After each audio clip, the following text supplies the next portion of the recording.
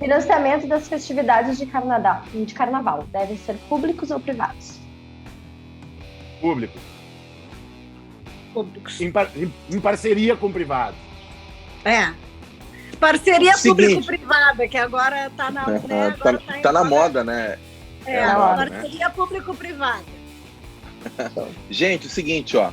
No clássico Melissa, da Videobaldi, a canção diz assim, ó. Te fiz um rock, Melissa. Pode crer que é sobre amor, tá? Mas afinal, para conquistar alguém, é melhor mesmo um rock ou um samba? O indispensável é ter uma avó de Bagé.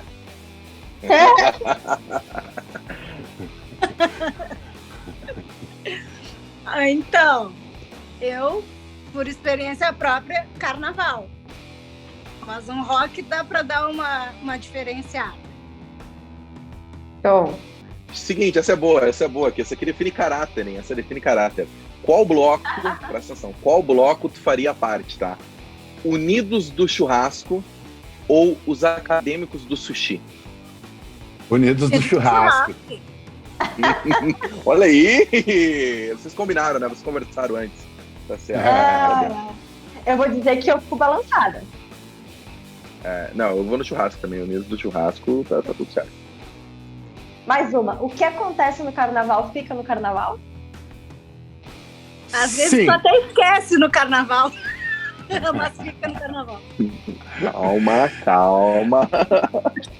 É uma noite de carnaval por vez, né? É verdade. Gente, a pipa do vovô não sobe mais. Olha a cabeleira do Zezé. Será que ele é? Mamãe, eu quero mamar. Se essas marchinhas fossem feitas hoje, elas colariam? Cola. Não sei se elas ainda têm a correção política necessária para os tempos de hoje, né? A pipa do vovô não sobe mais. Não sei, mas a cabeleira do Zezé não tem mais porquê, né? Mas ainda existe gente que pensa assim, né? Aos montes, então elas ainda existiriam.